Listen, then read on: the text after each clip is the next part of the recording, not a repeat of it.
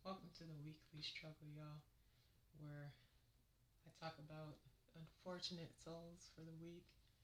And this week, we have fucking Drake main front and center on the top of this post, because how the fuck you let this happen? This nigga's been beefing with you for a whole fucking year. A whole fucking year, fam. And you let this nigga come in and shit all over you in your hometown with the song that made him more popular and more famous than he's ever been in his entire career, to your detriment. Like, let's get into it. Kendrick Lamar performs Not Like Us in Toronto during Grand National Tour. Toronto became the epicenter of hip-hop's feud as Kendrick Lamar and SZA's tour hit Rogers Center. Kendrick's performance in Drake's hometown intensified the cultural, loyal, and rivalry buzz. Kendrick Lamar's Not Like Us critiques Drake, wins Grammy, trends globally, sparks. And notice how nothing that Drake said has held any weight. Everything that Drake said has been proven throughout this year to be a fucking lie, which goes to show he didn't have any idea what the fuck he's talking about. Sparks debates and draws fans. Kendrick's Toronto performance defied expectations, igniting solidarity and enthusiasm from fans. They rapped along to Not Like Us, challenging hometown loyalties. Kendrick's powerful message and authenticity resonated. Kendrick Lamar not only sold out Toronto, but he had that whole place just fucking 2 nights in a row. Not once. 2 nights in a row. He had that whole fucking stadium that Drake could never even sell out. He had it sold out chanting Not Like Us. That's a whole new level of trolling. Like, that's the equivalent of you going to school and having a fight with this bully that you hate at school, and you guys fucking end up fighting, and not only does somebody record the fight, but everybody in the school gets the video to this fight. The teachers, the staff, the security guards, the bus drivers, everyone has this song. Everybody has a video of you getting your ass beat. And not only does he not get in trouble, but everybody's praising him for beating your ass. And every time you come around, you have to see people watching this video because it's not going anywhere. A year later, and people are still watching this video of you getting your ass beat. that's how. That's the equivalent to how Drake is feeling right now with this. Like, you just can't escape from this. Like, he's just getting his ass beat every day for the last year with the same song. It's fucking diabolical. Like, me personally, I don't really like Not Like Us. Like, I listened to it a couple times, and after the fifth time of hearing that song, I was okay with, like, not listening to it anymore, moving on. But not America.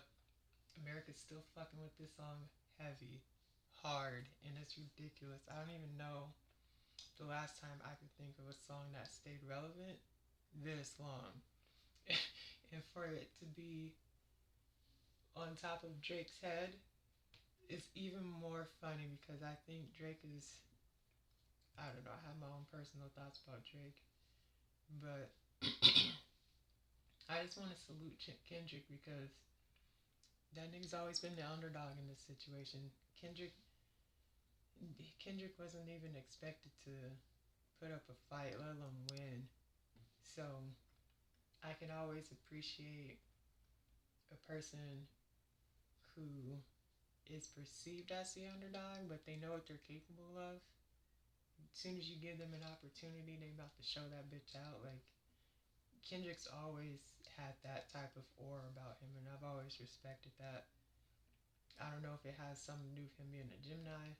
I'm also a Gemini, but yeah, like, I love that shit. Like, that nigga, he already knows what time it is. He said, "You wanna play with me? probably gonna be the worst mistake of your life.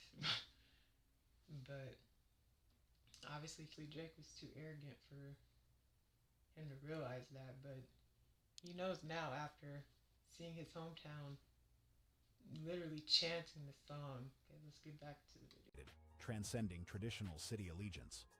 The Grand National Tour, featuring Kendrick Lamar and SZA, presents genre-defining music and storytelling. With 41 stops, it delivers emotion and connection. Sorry to keep pausing, but why it matters, this tour matters more than the song.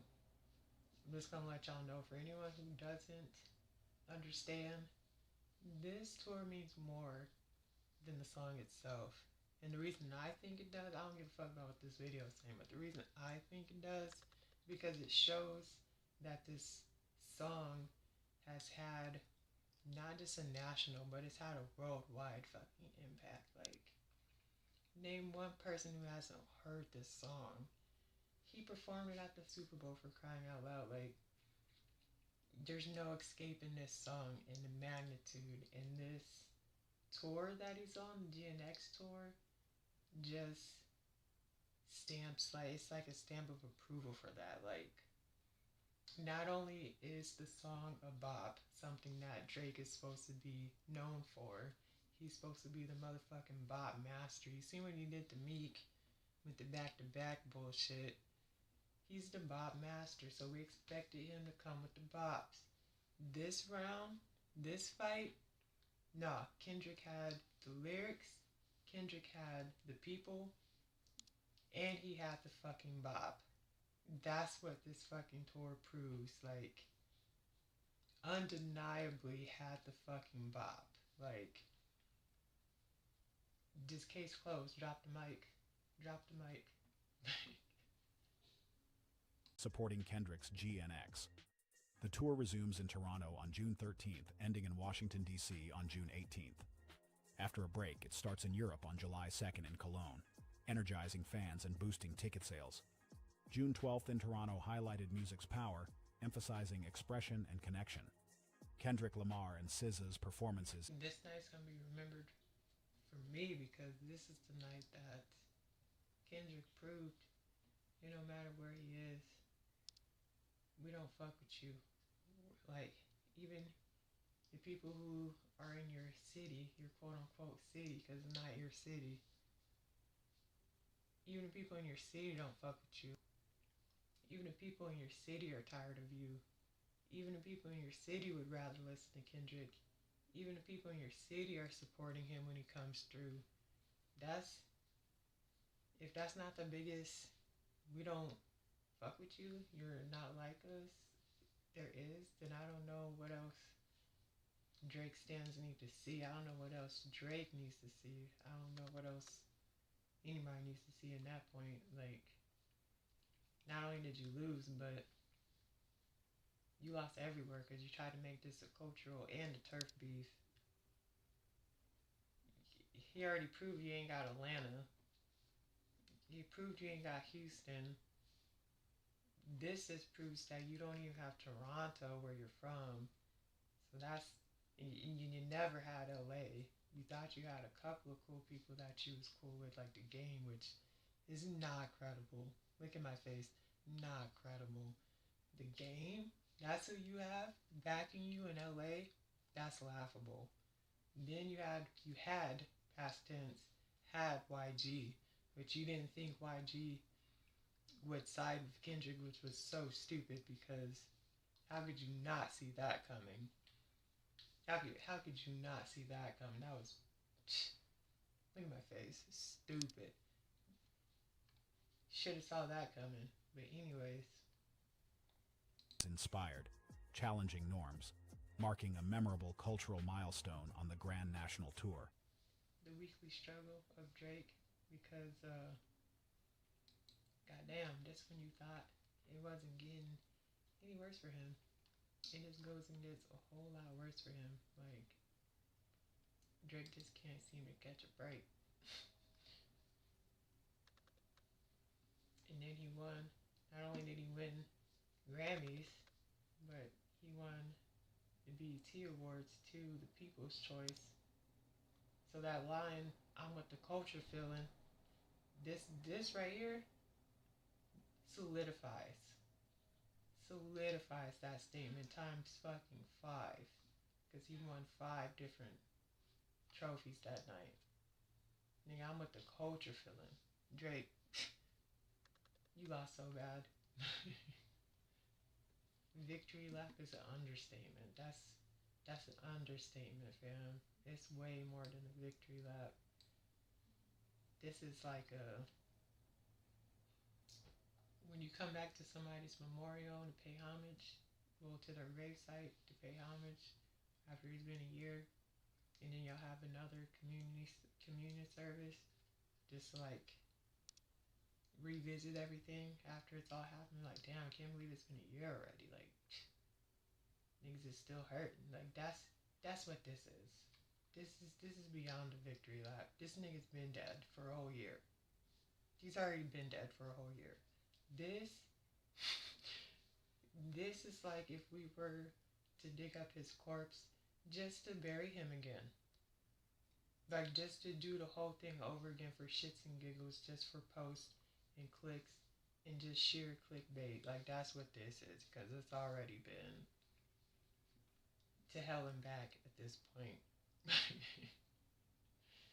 yeah, that's my weekly struggle post, y'all. I'm trying to get this room together so I could make more content in here, but I'm so lazy. I need to get my life together. But hopefully I can make more content because I'm trying to push this struggle post channel. So yeah, hit the like and subscribe if you want. I'm gonna keep making content that no one's watching so far, but hopefully one day we will get there. And yeah, I'll see you guys later.